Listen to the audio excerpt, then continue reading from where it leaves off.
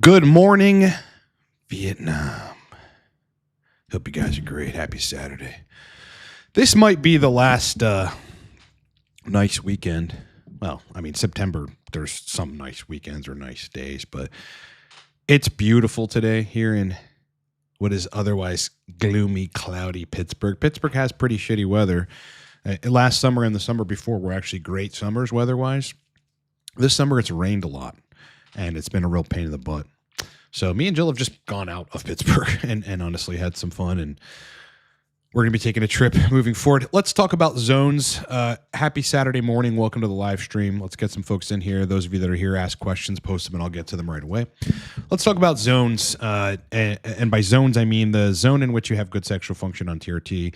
Everybody should be familiar with that, and you should also go run estradiol sensitive and total test when you are in that zone. I think free test is a lot less consequential because it's like judging your TRT protocol by where your free test is not meaningless, but it's not an accurate or good surrogate. It's really where estradiol is and where total test is. Those are the kind of things that you should look at.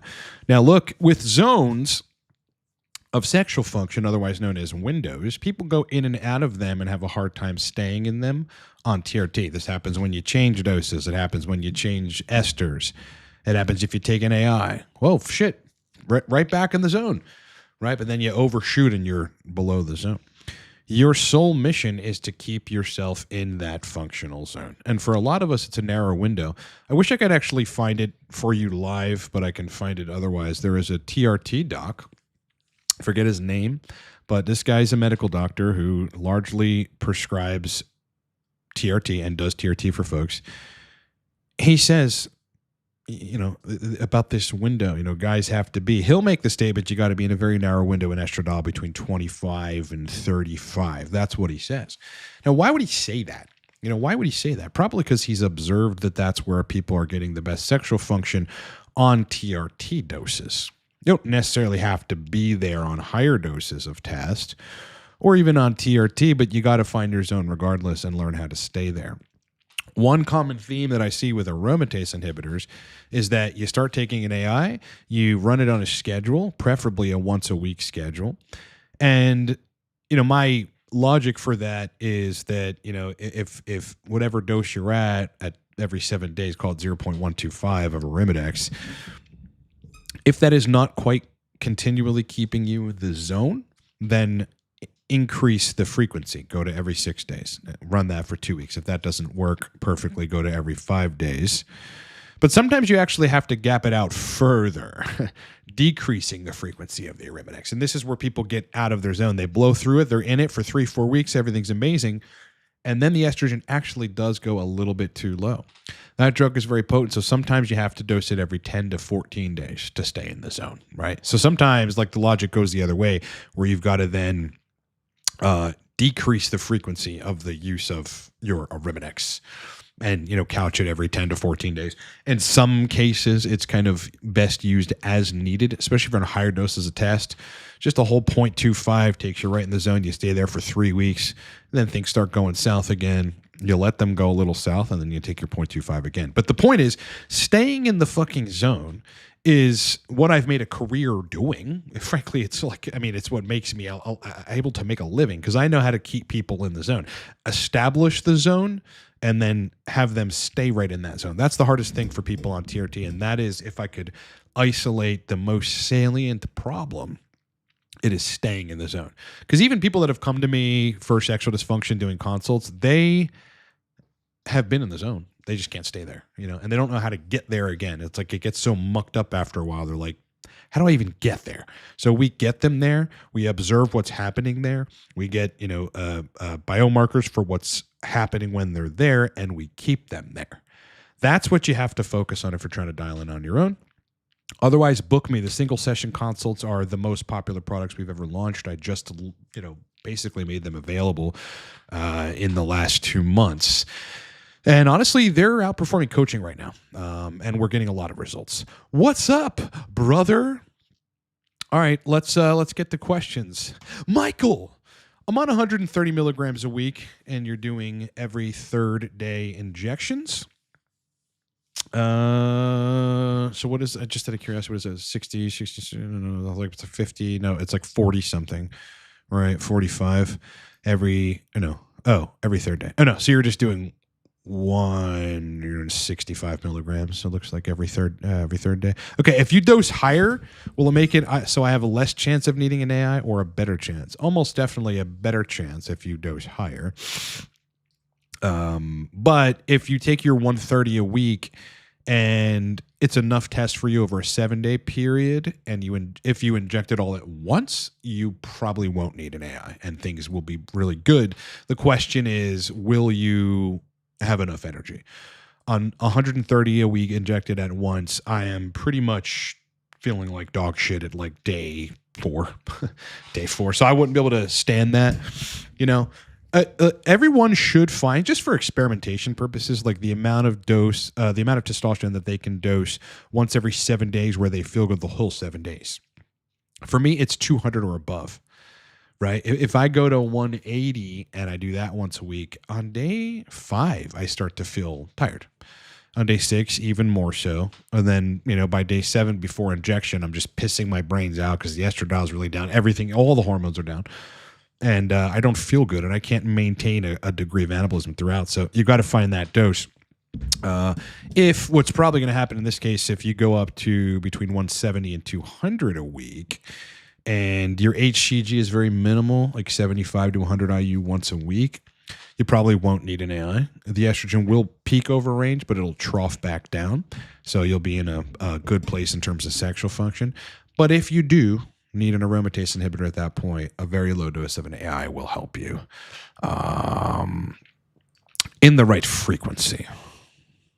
Sweet wolf picture. Brother, well, there's two of them. The wolf's my spirit animal. It's the theme in my office. It's the theme in my house. There's like wolf pictures in my master bedroom. There's wolf pictures in the living room, and there's wolf pictures throughout the office. All right.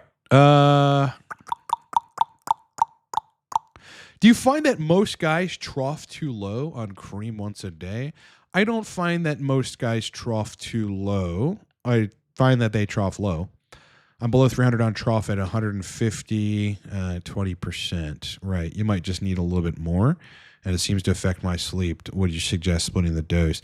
Your only option at this point is to increase the morning dose or to, add one dose, one additional pump at like 5 p.m.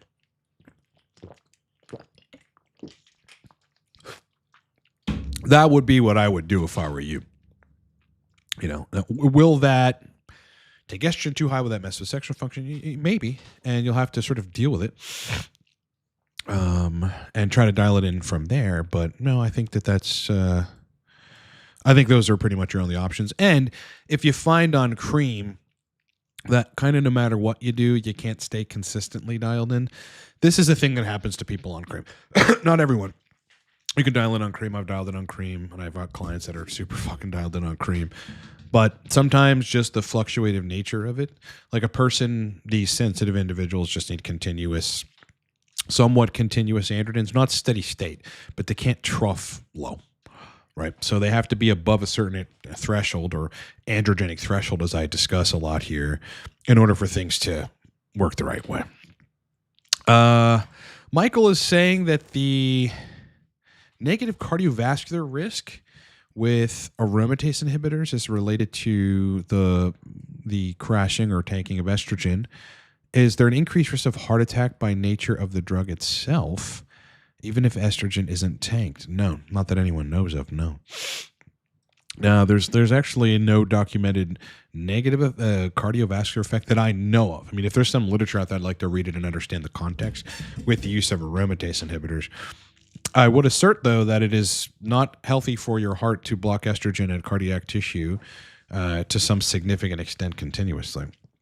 I would assert that. I don't know if that's true. I think that makes, reasonable sense.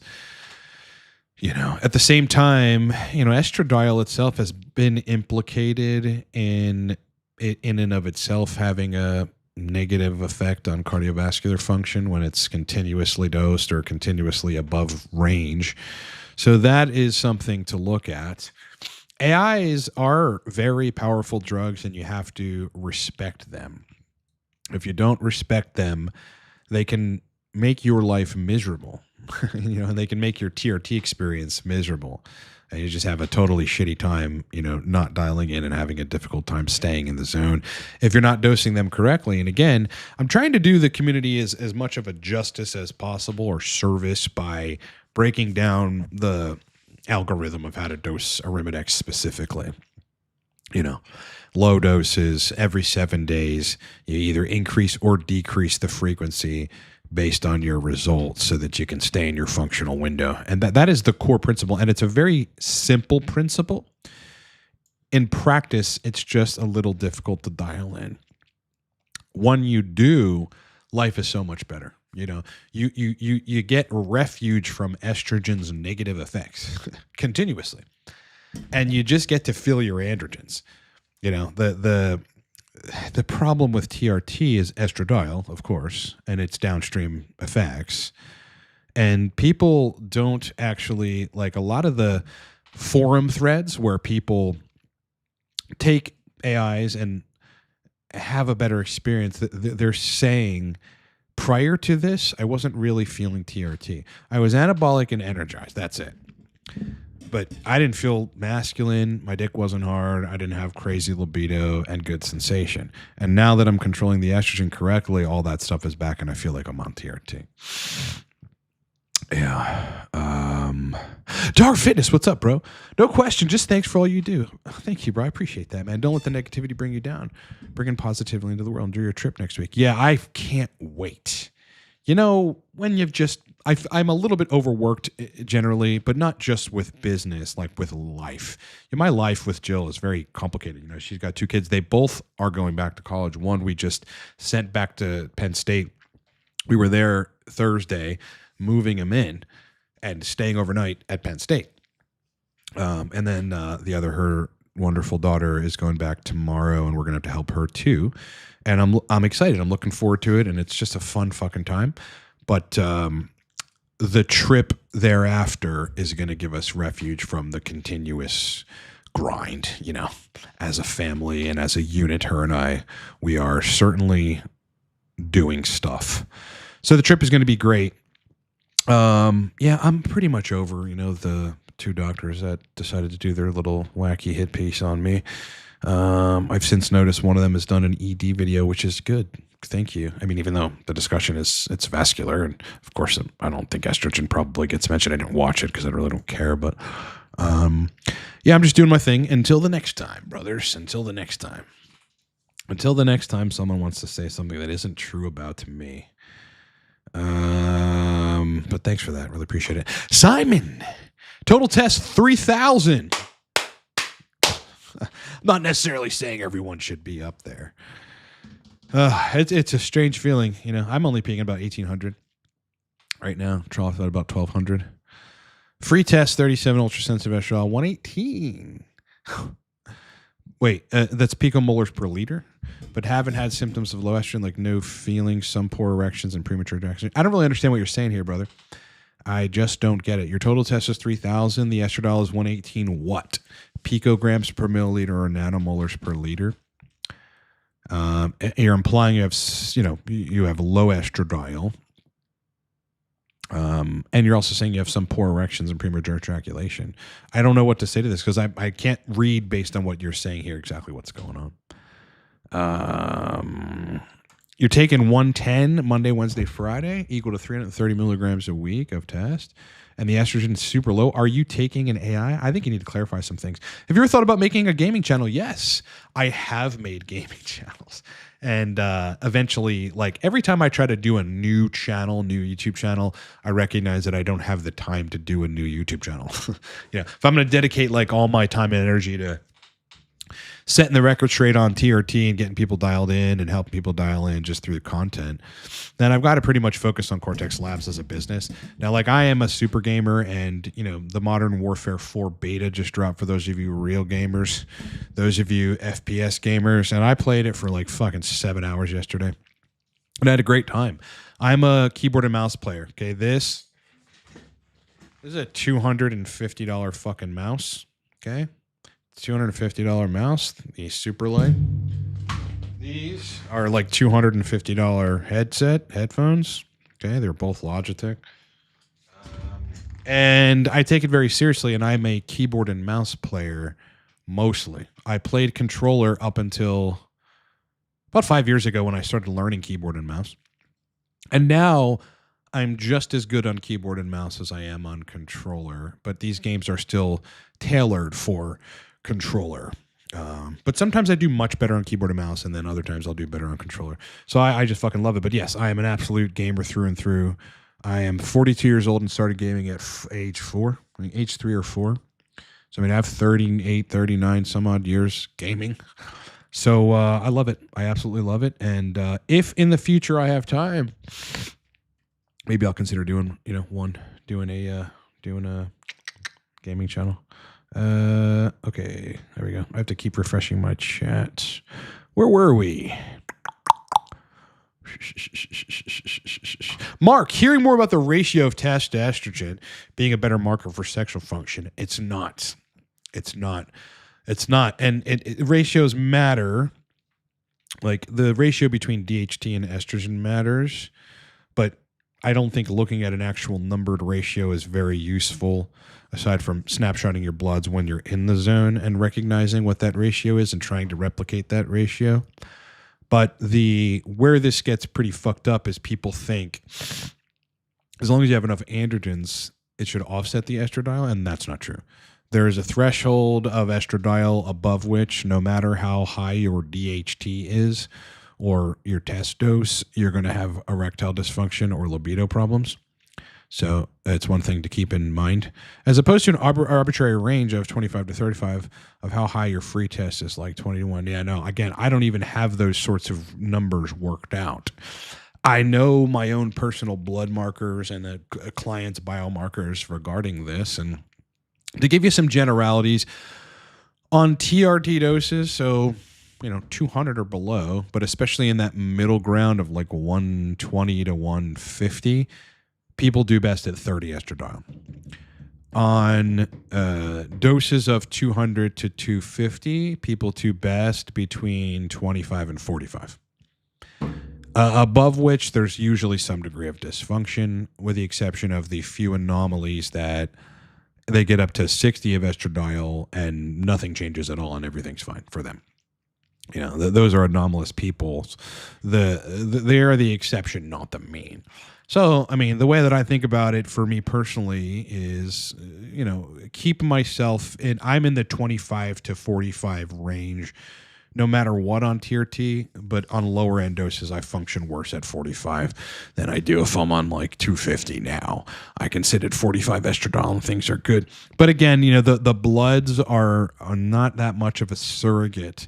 You have to try to visualize what's happening at the penile tissue, at the brain tissue level with estradiol, and make changes to your protocol which affects that despite the numbers, and find where you're at. I've had 85 estradiol with erections, but that was in the context of an acute reduction, an acute enhancement of estrogen clearance via calcium deglucarate. So there's something to say for like just stopping estrogen in the moment, despite what the bloods say.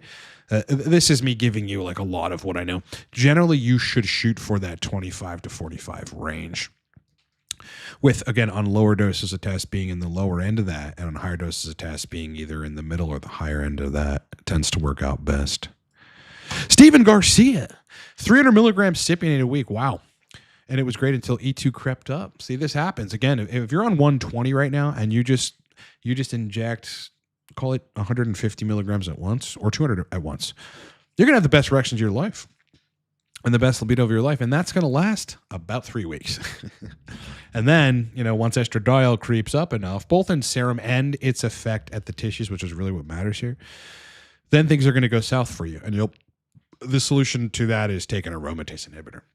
I'll make the blanket statement. The solution in that case is fucking take an AI. Get the estrogen, or take Primo or Mastron. So E2 was 43 with 822 trough. Yeah, those are bad numbers. And 53 with 1500 T at peak. Yeah, those are bad numbers. Generally bad. Again, people think I'm extreme, but this is the truth of the matter is that people go like, oh, like I had a client just the other day. He's like, my estrogen's always fine. And I'm thinking like, well, who's telling him it's fine? And what is his definition of fine? It's 45 all the time. And he had sexual dysfunction. I'm not trying to be an extremist, but usually I want to be accurate though. Usually, estrogen at 45 on TRT doses is not good for sexual function. Usually. So here's a case in point of that. Took 0.25 Arimidex and I'm a horny god again. E2 is the problem. Those docs are not sexually active.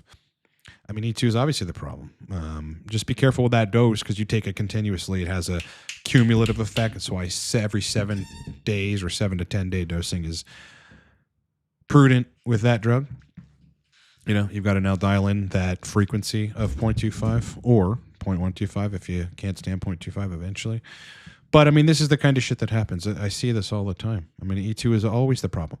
Whether it upstream affects serotonin or dopamine or, whatever else, penile tissue, like you can't blame the penile tissue, like as Keith Nichols tried to do. He just blames the serotonin. It's like if it's inhibiting base erectile quality, which it does, You can't say, I guess I have a crappy penile base. Stupid penile base. That's the problem. Maybe I should do some Kegels. No, it's the estradiol. It's the estradiol. It's the fucking estrogen. I see this all the time, bro. I see this all the time. I see it all the time. Signal Fire, thanks for the big super chat. Brother, that's going to give me a quarter of the gas I'm about to use on this big trip, and I fucking appreciate it, brother. This guy takes 150 milligrams of test cream, so that's sounds like 50% cream, 3 pumps, or you're doing 20, or you're doing 20% cream, 3 pumps, or you're doing freaking 10% cream, 6 pumps. 120 IU HCG daily. Okay, too much HCG. TT is 1016 and E is 88. Yeah, too much HCG is why. I'm having size related to high E. I was prescribed anastrozole 1 milligram tablets. When dose and how often should I take anastrozole? You should start at 0.125 milligrams, and you should take that once every 10 days to start. That's what I would suggest you do. And you should watch my video done last Friday, I believe it was. One of my very recent videos on the channel, which is titled like how to properly dose a Arimidex, on with a strategy. It's a full breakdown of the core algorithm that, since this drug is so hard to dose, I figured out works. Like, you cannot, the reason people swear off AIs and like, I guess I'm just going to go back to TRT and I'm not manage estrogen and I'm going to go in the pro-estrogen camp, is because they want it to work, because they've had trouble with AIs. They want it to work. In reality, it doesn't. It doesn't. And it never does. That they end up numb and with no erections and crappy libido and all that shit. It's because they haven't been able to dose aromatase inhibitors. So the other the potential issue you might run into here is with test cream at that dose, managing estrogen, because you do trough. If your estrogen is 88 at the trough, then you shouldn't have this problem. Just be careful. So that you don't lower it too much. You got to take that 1 milligram, and you should get a 1/4 pill cutter. You can find them on Amazon. Just type in pill cutter 1/4 and split that thing into fourths, and then take one of those fourths and split it in half. That's your 0.125. And I would do that once every 10 days to start, and either increase or decrease the frequency based on your response. That is the best way you're going to get that done. And the sides related to high E, I don't know what they are at this point. If libido and erections are fine, you might consider not touching it. But estradiol tends to, as one of its side effects, cause sexual dysfunction in men on TRT. So if that's, the thing that you're having, then absolutely follow that advice. Yeah, follow that advice for sure. If you can't dial in on the anastrozole just because of the nature of the half-life of your test cream, consider going on a long ester. It's much easier. I'll say this. It's much easier to dial in aromatase inhibitors on long esters than it is on short esters. Something for folks to consider. Thank you for the super chat. I really appreciate it, bro. Honestly, this shit makes a difference. Test E, Tony, with the big $19.99 super chat. I appreciate that, brother. Now I got a half tank of gas, bro. I got a half tank of gas going to the Jersey Shore. I appreciate that, man. 175 a week, so you're doing 125 every 5th day. Okay, that's a pretty okay protocol. I like the HCG on injection day too.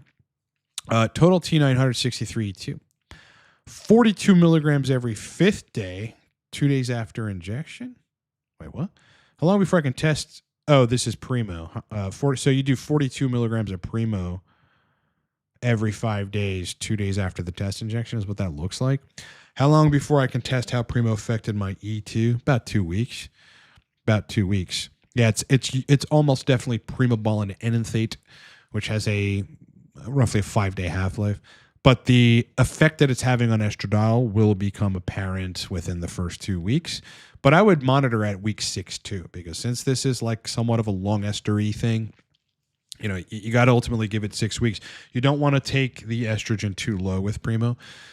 A 42.5 milligram dose or 42 milligram dose of Primobolan shouldn't do that, but you never know. Primobolan is pretty good at lowering estradiol, so you just want to be a tad careful there. But the half-life of Primobolan is about 5 days. It doesn't mean it's out then. It means about 50% of it has reduced at the 5th day. It's an enanthate ester, so it's about the same as as tested in Thate regarding half-lives. So, but if I were you, though, I mean, the thing about lowering estrogen is the same principles apply as they do with aromatase inhibitors, that every 5 days is not usually the best frequency. Start it every 7 to 10 days and then move down or up in frequency if you need to dial it in further. That's the best piece of advice I can give you so that you can stay in the functional zone. You run a lot less of a risk of taking the estrogen too low if you do that. And, you know, if your brain works in a way which you're trying to determine a schedule on which to dose Primabon, you can do it. You can figure that schedule out a lot better if you are doing it every 7 days to start. Arnold, when you say you're doing 250 TRT, what concentration? Well, it's 250 milligrams once every 7 days. Yeah. My concentration is I'm running test 250, which just means that it's an entire milliliter. If it was test 200, a milliliter would only be 200 milligrams. But, you know, the dose is the same here. Like I'm doing 250 milligrams, which in this case, because it's test 250, is an entire milliliter every Sunday. My injection is tomorrow in the morning, and I can't wait, brother. Yeah, units compared to milligrams. Well, if you're confused about that, if you switch to 2, and I'm doing 80. Okay, so you're on 250. That would be something to ask chat, because off the top of my head, I don't know what that is. 80 units, right? Usually it would be 160 milligrams of 200 milligrams cypionate. So it's going to be slightly less. Therefore, you'll have to get the same dose of where you were before. Say you were doing 80 units, you would have to dose like 100 units. But open up Chat GPT and ask it. Say I have 250 test and I'm running 80 units on an insulin syringe or a syringe. How many milligrams of testosterone am I getting? You definitely need to not confuse this. So your best source of information would be ChatGPT there. Thoughts on daily dosing for starting around 20% body fat? I think it's a bad idea. I think daily dosing is the single biggest, how do I say this? Yeah, the single most problematic frequency of dosing testosterone that I see. And it is because of sexual dysfunction. That is the primary thing that happens on daily dosing of testosterone for many reasons.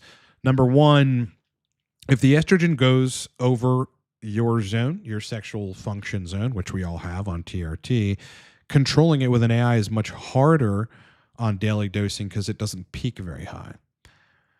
As an example, if you move to like something like 200 of test C once every 7 days, and you take 0.125 milligrams of Arimidex, you're almost definitely not going to crash the estrogen, but you will usually just put yourself in the perfect zone with sexual function.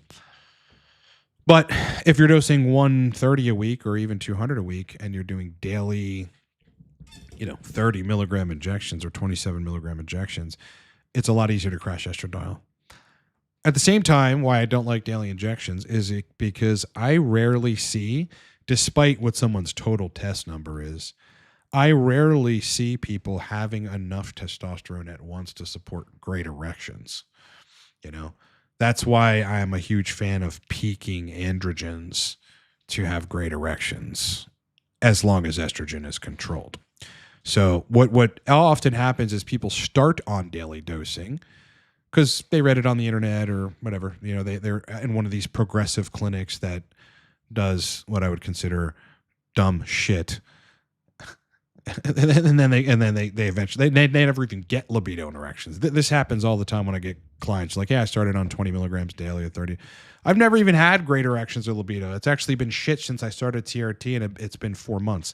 What the fuck's wrong? It's that. It's that. You can do daily injections, and they're absolutely fine if you can control estrogen if it's out of your range. But it's harder on daily injections, and that's the problem.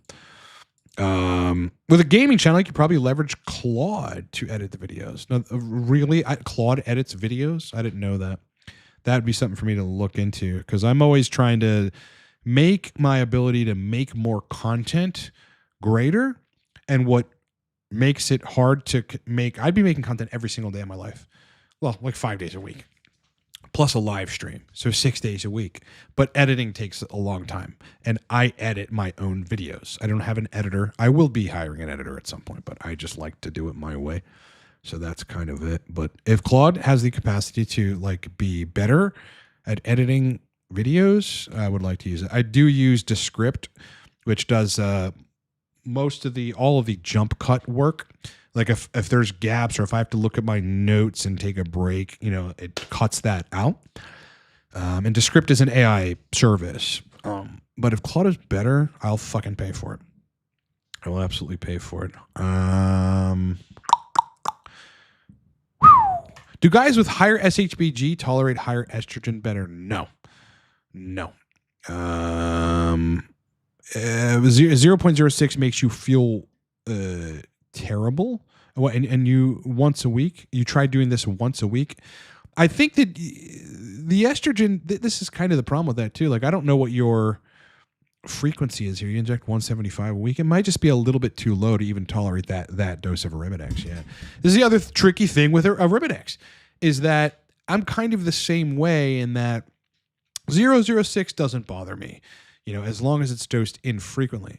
But two things. If you're dosing this once a week and you continue dosing it once a week, that might eventually accumulate to the point where it's too much estrogen reduction. And then you feel terrible. Like a one-off, I don't think the first time you took that, it made you feel terrible, right?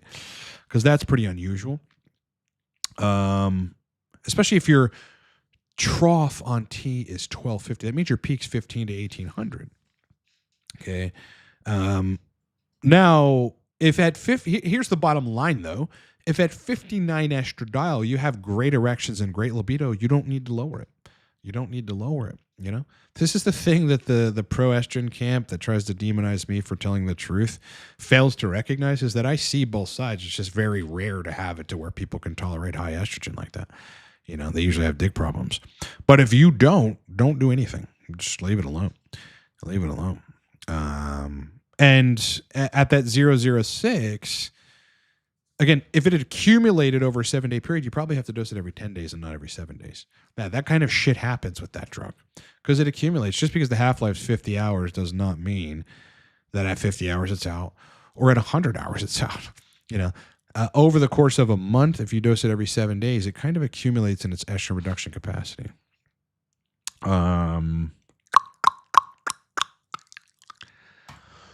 Zach says, what happens when you take the AI dose of 0.125 once a week on top of 225 once a week? Libido tanks.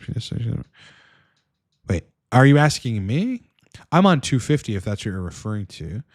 Oh, what happens when you're doing this and erections get worse and libido tanks and penile sensation gets worse? Once a week on top of 225 tests, it either means you don't need to control the estrogen, or the dose of Arimidex is too high or in too close of a frequency, and you need to dose it every 10 or 14 days. Yeah, like again, in these cases, I'm not seeing if it accumulated over 4 weeks to the point where now this starts happening. You got to be really careful with that drug. I have guys that are on a once a week schedule and everything's fine for 6 weeks, and then erections and libido specifically starts to get worse. That's the time to take a break from the AI. Let everything balance back out. Let the estrogen come back up. And then you restart that cycle. So that could be what's happening here. At the same time, I don't know when you're taking the AI. You generally want to take it 2 days after, a day or two after you've injected the test, so that you have enough testosterone peaking to supply estradiol, so that you don't feel, negative low estrogen symptoms when dosing an AI. Like if you make a mistake and you take the AI on day 6 or something, or even day 7, before your test has had an opportunity to peak, and in that prior example, when it's already super troughed, that's how you crash estrogen. That's why I don't think it's a good idea for people to be taking it at the end of the injection period of test. And I think it's a great idea to at least give yourself 2 days after injecting, so that you have a peak in estradiol. Now, what happens to me on 250 is I dose my 250 on a Sunday, and on a Tuesday, I dose 75 IU of HCG, and 0.125 milligrams of Arimidex. So that the test has peaking. It peaks to day 2 to 3.5, really. I've got enough estrogen that's like peaking. It's like rising. I'm doing a lot of aromatization during that point. And actually, in those first 2 days, my libido is still fine, but erections get a little worse than fucking could cut through a brick wall. They're still good for sex, but they get a little worse into that estrogen period. But I want that, so I don't crash estrogen with the AI. I want to bump it up, get some of the otherwise benefits of estradiol, which are largely overrated, but you want some of it. And then I stop aromatization to a percentage, some significant percentage, but not 100%. For the ensuing rest of the 7-day period. Then I inject it again on Sunday and run the whole cycle. And so for me, I just stay in the sexual function zone. I have no joint pain or anything. Like, my joints feel strong as fuck, dude. I have none of that. But again, I'm on 250 a week, and people are different with different doses. It's like, man, it's like maybe on 225, you need 0.06 once every 10 to 15 days.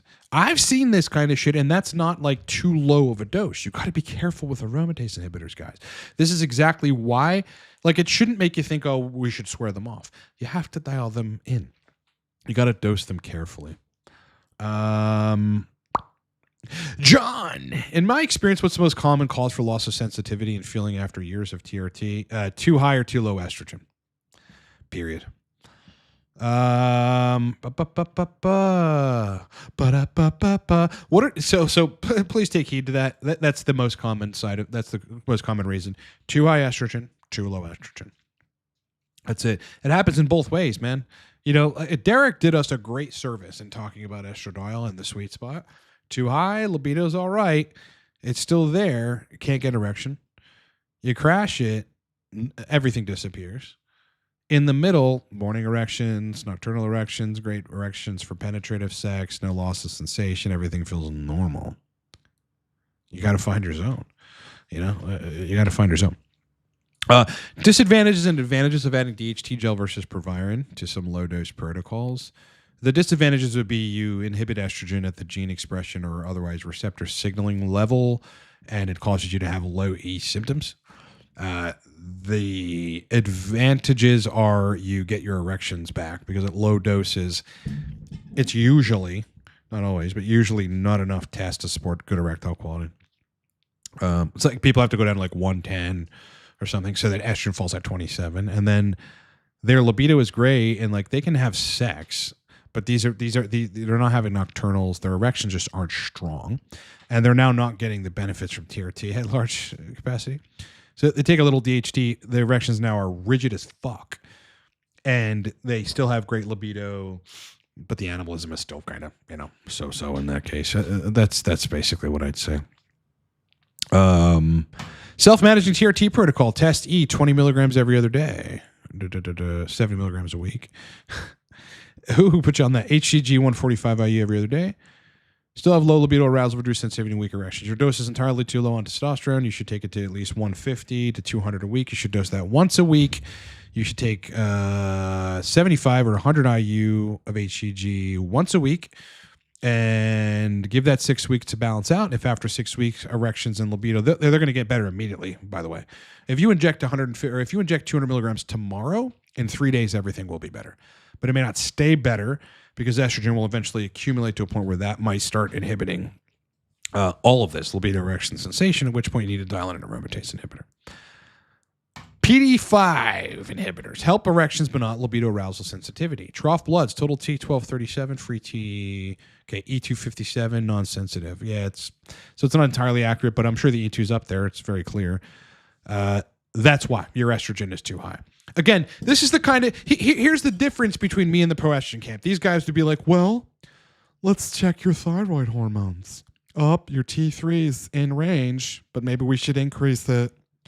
Be like, let's start you on a regimen of taking some Tutka because probably you're not clearing enough estradiol and you've got a liver dysfunction. You probably have fatty liver. And no, you fucking don't, by the way. No, you fucking don't.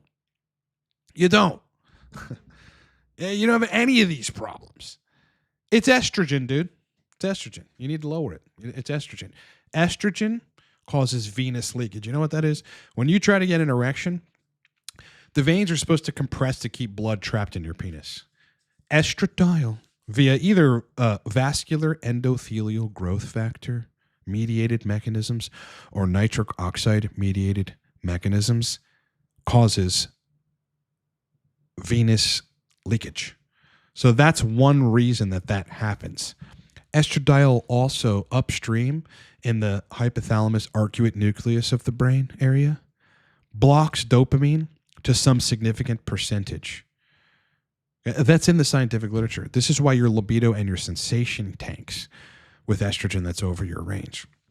Yeah, dopamine is heavily involved in your penile sensation. In fact, it is the neurotransmitter that allows you to convert tactile touch to internal pleasure. It's dopamine. So when it's being inhibited by estradiol, which it does, this is the kind of shit that happens. All right, bro? You need to get your, and it's classic. This is like the 4,030th time I've seen this, right? Like that's how much I've seen this. It's classic. PD5 inhibitors don't work that well in those cases, because you have an inhibitory factor on your erections called estrogen. Estrogen, dude. I don't know what your total like dose is or your frequency, but you've got to get the estrogen under control, and that's the bottom line. When you do, life will change. Thanks, Ryan. I watched your video on 8X and wasn't sure since it was regarding a long ester, not a short one like cream. Awesome. Don't sweat the doctors of cuckology. They suffer from RDS. RDS. Yeah, Ryan derangement syndrome. Probably. Yeah, it's one of those things where they're just seriously fucking upset. I think at this point it should be over, but I'm willing to go to war. Like I'll go to fucking war anytime. I actually love it. I was built for it. I grew up dealing with war in my household as a child, and I'm not to the point where I'm like, oh, I just want to relax in life. I mean, I do. I like relaxing, but if someone wants to go to war, we'll go to war. We'll go to war. And I promise you, I will win. I promise you, if you want to fight me in any capacity, you will fucking get roasted permanently, and I'll just roast you forever. Like I'm not one of those guys that won't stop. I will not give up. But I prefer not to do that. I'm, the alpha wolf in the woods that's trying to take care of my pack and trying to make sure that like there's no other invaders in our territory. I don't want to fuck with you. I want nothing to do with you. I see you down there. Believe me. The entire time you're in my proximity, I have my fucking eye on you. I am conscious of what you're doing. I am conscious of what you're saying. I am conscious of how close you're getting. I'm conscious of all of it, but I want nothing to do with you. If you get too fucking close to me, I'm going to eat your face off. So just fucking be careful. That's my message to anyone that wants to try to mess with my livelihood. What people don't understand, I could do this to these guys, but I don't want to, because it's not a good idea. When when you try to mess with people's livelihoods, it's not just the internet anymore. This is you now are interfering with another person's life, their business, their success, their money, their livelihood. I mean, there was no negative effect. It was only a positive effect, frankly, from their video. Like I've gained a lot of subscribers that were like, man, the only reason I found you is because they did this video on you. And I love your channel now. So kind of thanks, right? But it's just, it's not the kind of thing that I think men should be doing. I spend no time like examining people on the web and then doing like a, what's that guy's name? Greg Doucette, like a Greg Doucette style. Like, guys, check this guy out. He's such a douche. Ugh. Buy a Tesla, Brody. I have a BMW 750i and I love it. I mean, maybe a Tesla's better. But I just fucking, I love the 750. Gotta respond to the old gal. John Cece, if you're gonna add Primo instead of an AI to your current every 7-day protocol, what would I use? On day 2, I would dose about 50 milligrams of Primo Bond. That's what I would do. Yeah, 250 and then 100 of Primo is too much. That's why it's never do anything even close to the fucking 1-1 ratio. I got to speed a lot of this up because I've got Jill on the way, and her and I are about to go do a walk. The difference between estradiol sensitive and sensitive can be vast. Again, the non-sensitive tends to pick up other things that may register as estradiol, so it could make it look like your estrogen's higher than it actually is. But if you have no way of knowing, you got to go by feels and understanding, which I've broken down a lot of the subjective stuff regarding estradiol here, the feels, the functions, and then use your estradiol non-sensitive as somewhat of a surrogate there. Super chat from Victor. Hey, Ryan, looking big, brother. Thanks. I'm not as big as I could be, though, for sure. I haven't been to the gym in this last week as I've been traveling and doing shit, helping Jill's kids. And it's been fun. I love it, and I love her kids. Do I have actually post-cycle? Yeah, that's my peak. That's my absolute peak, and that was post-cycle 2 years ago. I'm trying to get back to somewhere close to that. And I'm there with a pump. I look pretty gnarly, but I haven't even been able to get to the gym. It's not ideal. And I'm going to be away for 6 days up and coming. I'm happy with my physique for the moment, and I'm looking bigger and all that shit. Now, are you saying something? DHEA and pregnenolone supplementation on TRT, they're neutral. Pregnenolone can even be detrimental. Pregnenolone, usually not useful, can be absolutely detrimental, can block DHT. It's largely a female hormone. It's a high converted to progesterone, which is largely a female hormone that we don't really want in high quantities. We want very little bits of it. If you look at what our blood says that we typically have, it's not a lot at all. Progesterone is no bueno for men. It's it can prevent you from becoming a man in the womb via blocking DHT, and DHEA is useful insofar as it helps you dial in because it gives you more DHT or more estradiol if you need it, but sometimes it gives you too much estradiol and dials you out. Those are my takes on that. If you are having trouble with either of them, don't take them and don't feel bad about it. I don't take either right now. I used to take DHA because I could tolerate it on lower doses of cream, but now I can't tolerate DHA or I'd have to take more AI. Brother Ryan, when you reference estrogen ranges, are you usually referring to E2 sensitive? Yes, I am. Michael, too convoluted of a question there. I want to super chat that. Mark, here's the Great White North. Oh, and the Great White North? Our test is 100 milligrams per milliliter? Weird. So I'm injecting 200 milligrams once a week. Could this amount of oil cause an issue? Not typically, no. On a higher dose of TRT, you have worse erections even if estrogen is controlled by simply having too high androgens estrogen ratio for your body. It is the case that you can have too high DHT for your estrogen and you would have wacky erections there too. That could be what's happening here, but that would only happen if you're over controlling estrogen. Over suppressing estrogen, this is another thing that I need to make sure that the pro-estrogen people that hate me understand that I acknowledge. Over suppression of estrogen is likely to cause sexual dysfunction too. But I've always said that. So, whatever. Why don't they just give you the perfect hormone cocktail with all the correct ratios? Wouldn't that be better than making tea and using adjustments?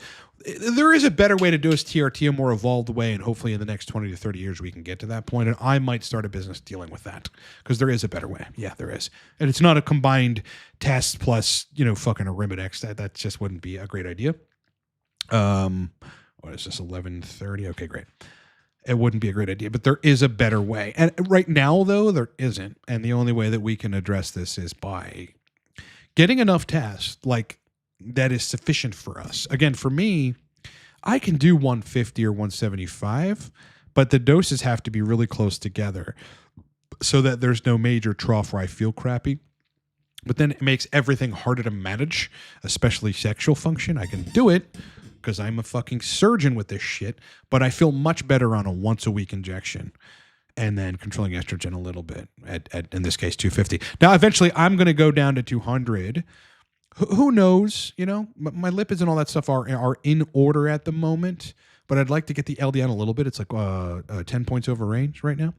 So HDL's fine. Hematocrit's fine.